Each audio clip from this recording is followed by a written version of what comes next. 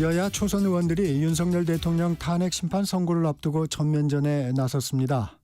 정격 인터뷰, 더불어민주당 초선 의원 모임 더민초 소속이죠. 김현정 의원 전화로 연결해 현안 살펴봅니다. 김 의원님 안녕하세요. 네, 반갑습니다. 평택시병 국회의원 김현정입니다. 민주당에서 마은혁 헌법재판관 후보자를 임명하라고 한 최후 통첩 마지노선 오늘입니다. 임명 가능성 있을까요? 좀 부정적으로 보이는데요. 그동안 국회의장하고 우리 원내대표가 지속적인 면담을 요청했음에도 불구하고 또 거부했고, 네. 어제도 우리 이재명 대표가 직접 두 차례 전화도 걸고 문자까지 남겼는데도 불구하고 응답이 없었습니다. 참 저는 이렇게, 그리고 또 뭐 일부의 언론 보도를 보면 본회의에 네. 출석을 하지 않으려고 일정을 잡고 있다 이런 얘기까지 도는데, 정말 이런 그 한덕수 대행에 대한 태도가 정말 통탄을 따름입니다. 저희의 요구는 헌법을 지키라는 것인데, 이렇게 본인은 헌법과 법률을 지키지 않으면서 어떻게 국민들께 법을 지키라고 할 수 있느냐라고 비판하지 않을 수 없고요. 이런 그 내란 대행적인 태도에 대해서 네. 역사적 정치적 책임, 그리고 법적인 처벌이 따를 것이다라고 저는 생각합니다. 마은혁 후보자를 오늘로 정한 이유는 뭐 있을까요? 그동안 그 최상목 전 그 대행의 그 마은혁 미임명에 대한 이혼 판결이 난 게 벌써 33일째 됐습니다. 네. 이미 늦었죠. 그리고 한덕수 권한대행이 복귀한 지도 벌써 8일째이거든요.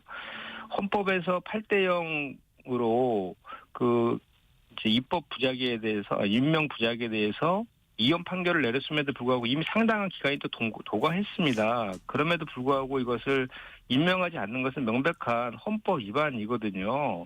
그렇기 때문에 저희 초선 의원들 입장에서는 뭔가 이렇게 이혼적인 행태가 계속 이어지고, 또 헌법재판소의 판결이 지연되는 이런 문제들을 조기에 불식시키기 위해서 뭔가 역할을 해야 되겠다라는 차원에서 그런 이제 요구를 했었는데, 좀 아쉽습니다. 네네. 박근혜 전 대통령 탄핵 때도 8인 체제로 결론을 냈는데 왜 지금 9인 체제를 만들어야 하나요? 일단 기본적으로 그 헌법재판소는 9인 체제가 맞지 않습니까? 그런데 이미 3명의 헌법재판관을 국회가 선출해 놨음에도 불구하고 헌법상 그것을 임명해야 될 의무가 대통령 또는 대통령 권한대행이 있음에도 불구하고 2명만 선택하고 1명을 하지 않은 것, 그 선택적 그 임명에 대한 그 헌법 위반에 대해서 저희가 지금 따지고 있는 것이죠. 네. 그때는 박근혜 전 대통령 때에는 대통령 몫이 한 명이 지금 결혼인 상태여서 대통령이 탄핵되었기 때문에 임명이 안 되었던 것이고요. 지금이랑 상황이 완전히 틀리죠. 헌재의 탄핵 심리가 길어지면서 일각에서는 헌법재판관들의 탄핵 인용과 기각 의견이 5대 3이라는 분석까지 나옵니다. 어떻게 생각하십니까? 지금 워낙 이제 선고가 지연되다 보니까 각종 이제 억측들이 지금 나오고 있는 그런 상황인데, 그 중에 하나이죠. 지금 네. 지연되는 이유가 5대 3이라는 것은 그동안 한 번도 5대 3으로 판결을 한 적이 없다라고 하지 않습니까? 네. 그럼에도 불구하고 그런 얘기가 나오는 것은 아무래도 지금 이 헌법재판이 너무 지연되고 있는 것에 대한 국민적 불안이 이제 반영된 그런 측면이 좀 있는데, 저는 개인적으로 그 5대 3에 대한 그 뭐 기각이나 또는 각하 이와 관련된 것들은 그렇진 않을 거라고 저는 생각을 합니다. 네. 그 이제 또 다른 이유들, 뭐 예를 들어서 국민의힘이라든지 극우 세력들이라든지 윤석열 측에서 계속해서 재판의 절차적 정당성이라든지 또는 이재명 대표와의 그 균형 등을 계속 시비를 걸면서 했기 때문에 향후에 그 재판소에서 판결한 이후에 시비거리를 없애기 위해서 그동안 시간을 좀 장고해준 측면이 있다라고 생각을 하는데, 지금 상황에서 이 명백하게 전 국민이 지켜본 목도한 이런 계엄군의 국회와 선관위 침탈에 대해서 기각 그 판결문을 쓴다는 것은, 그것은 헌법재판소의 존재 이유 자체를 부정하는 것이다라고 저는 생각하기 때문에 그런 일은 없을 것이다라고 저는 고대해 봅니다. 네. 그렇게 판단하고 계시군요. 박찬대 민주당 원내대표가 얼마 전 집회에서 정영식, 조한창, 김복형 새 재판관을 직접 언급하며 을사오적의 길을 가지 말라고 했는데 이게 5대3 투착서를 좀 의식한 걸로 보세요? 그 자리에 저도 있었는데 네. 사실 여덟 분의 헌법재판관 이름을 다 호명했습니다. 그런데 이제 일각에서 있었던 그런 뭐 5대3 이런 것들에 대해서 좀 강조하다 보니까 네. 그 세 분의 이름을 또 이제 좀 더 부각해서 보이는 그런 측면이 좀 있긴 있거든요. 네. 근데 이제 그동안 이제 언론 보도를 통해서 다 저희도 지금 뭐 정확한 정보는 저희가 지금 갖고 있질 않지 않습니까? 네. 정확한 정보 없는 상태에서 언론에서 난 이제 최악의 그런 그 경우들을 가정해가지고 그런 일이 벌어지면 안 된다라는 일종의 경고라든지 뭐 이런 것들을 표현하는 것이다라고 저는 생각을 하고요.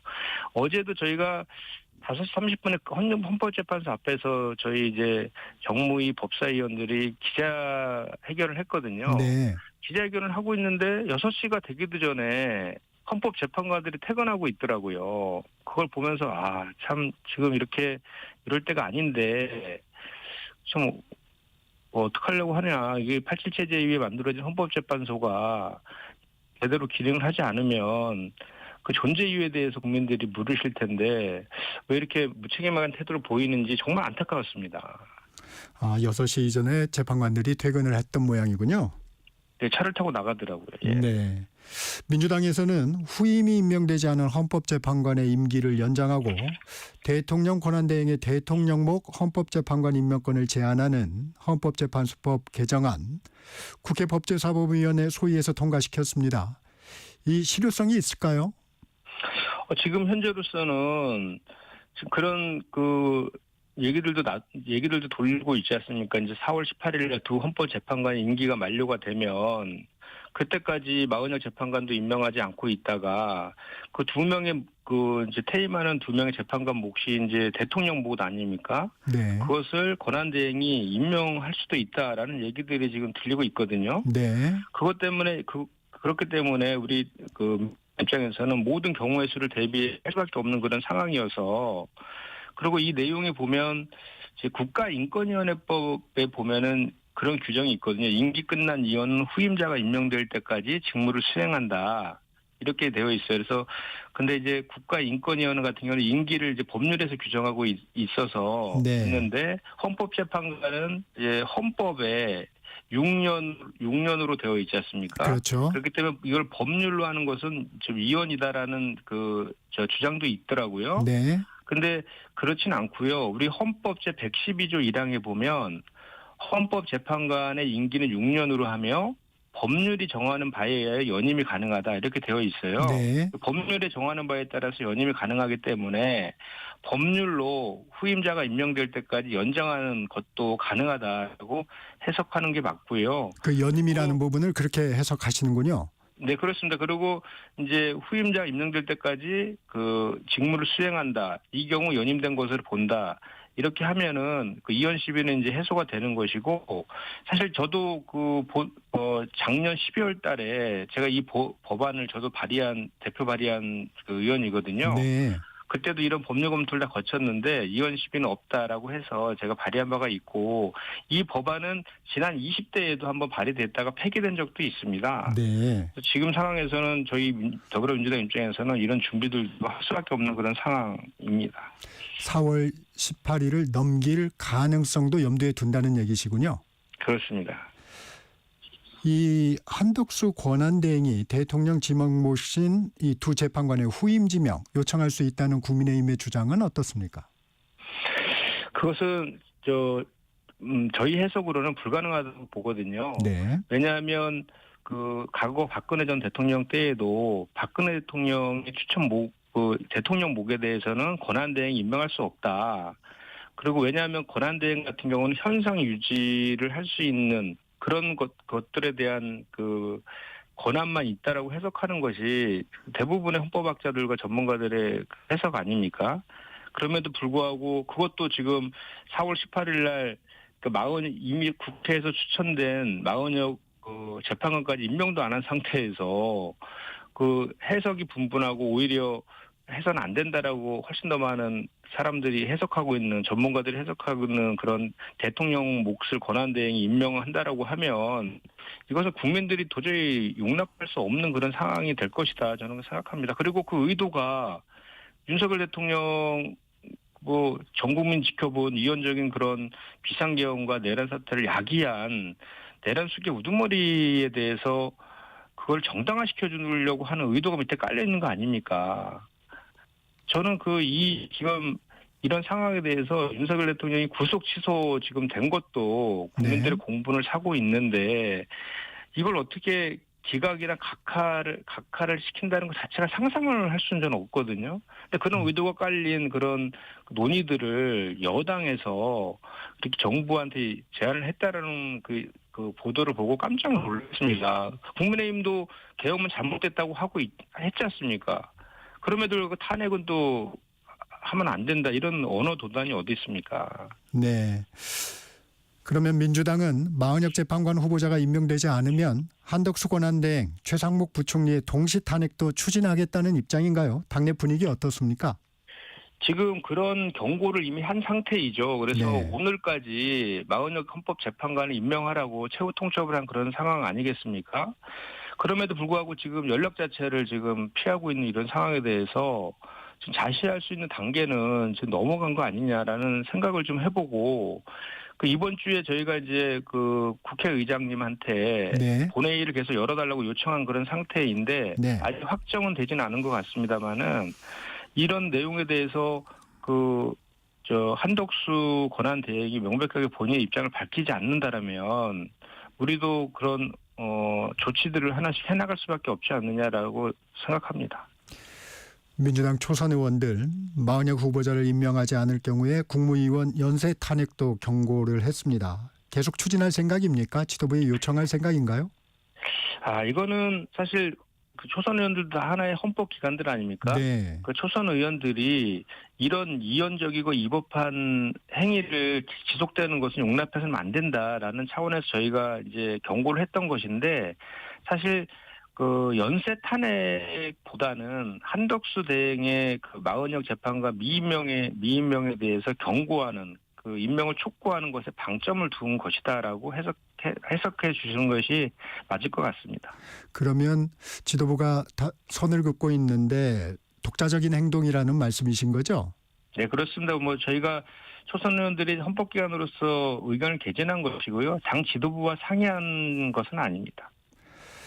이 대통령도 탄핵 심판 중인데 국무위원들까지 모두 흔들면 행정부 기능에 큰 문제가 생기지 않겠느냐 하는 우려도 있었습니다. 초선 의원들의 그 기자회견을 보고 어떻습니까? 그런 우려가 발생하지 않도록 해야죠. 그리고 그런 의미에 더 오히려 방점을 찍혔다라고 제가 좀 전에 이제 말씀을 좀 드린 네. 거고요. 그리고 여당 같은 경우에도 자꾸 저희 민주당에 대해서 내란 선동죄로 고발한다든지 탄핵 만능주의라든지 의회 쿠데타를 강력히 규탄한다 이렇게 좀 얘기를 하시는데 네. 지금 사실 탄핵이라는 것은 어쨌든 국민의힘에서는 우리가 탄핵을 남발한다고 주장은 하지만 탄핵은 헌법상에 주어진 명백한 국회 권한 아닙니까? 그 권한을 행사하는 것이고 그 권한 행사에 따른 판단은 국민들에게 받는 것이라고 저는 생각을 합니다. 그런데 윤석열 대통령이 일으킨 비상계엄하고 친위 쿠데타는 명백한 국민들이 다 목도한 이원적 위법적인 그런 상황 아닙니까?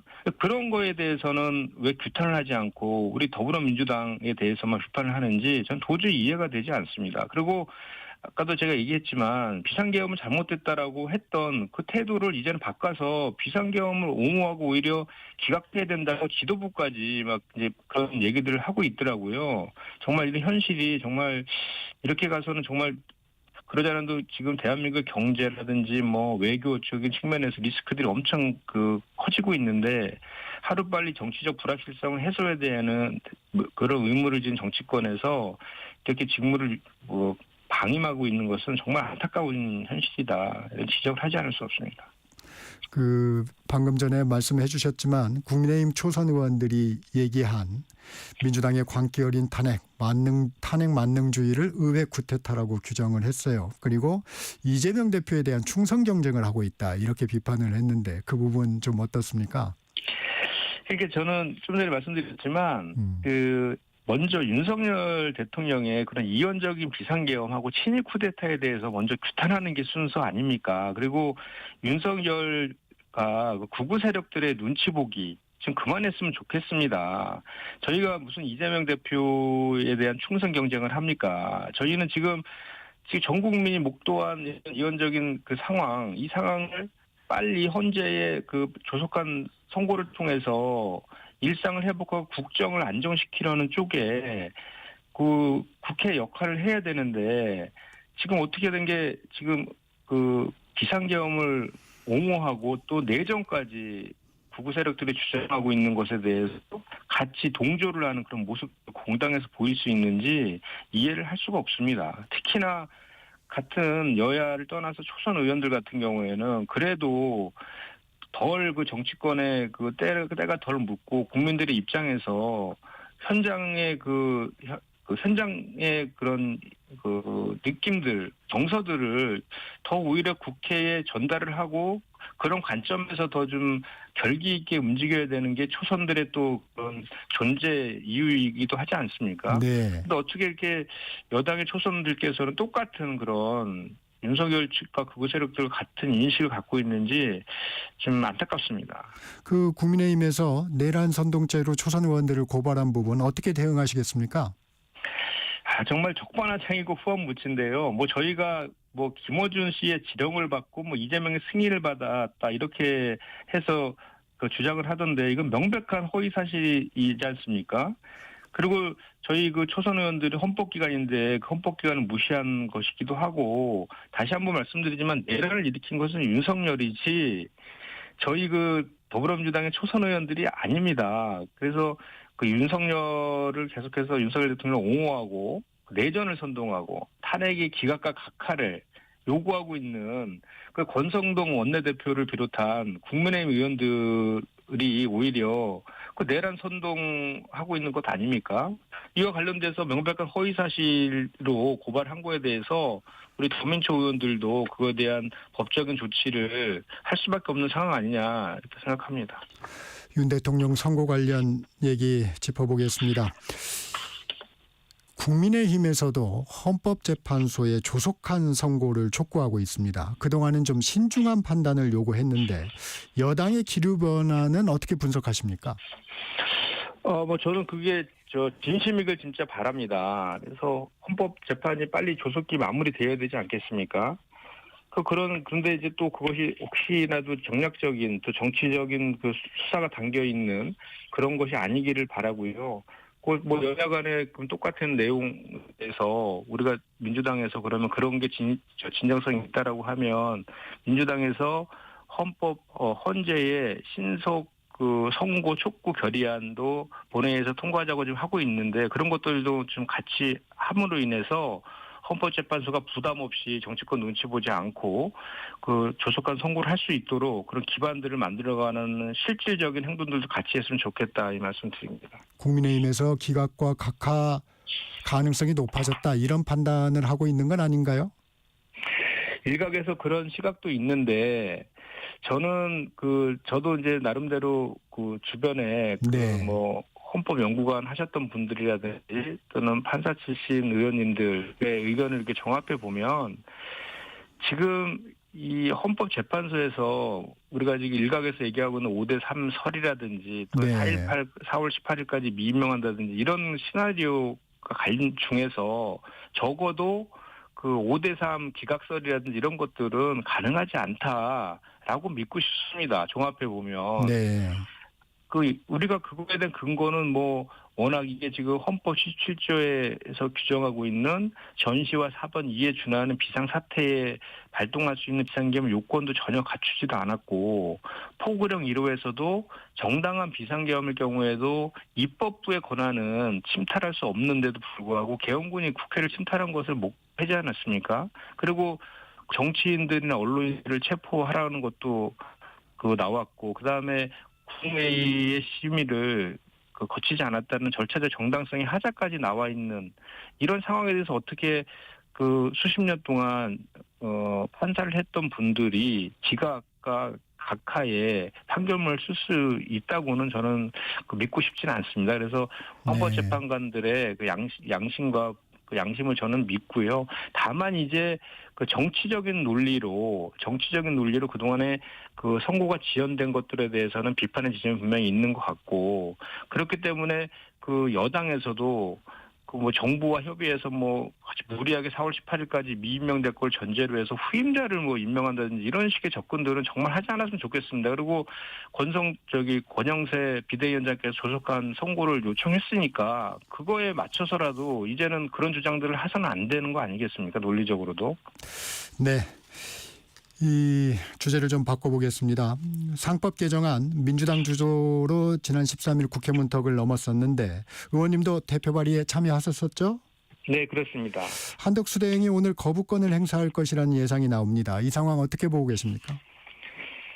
정말 그 만약에 이 거부권을 행사한다라고 하면 우리 1,500만 개인 투자자들의 그런 강력한 저항에 직면할 것이다라고 저는 확신합니다.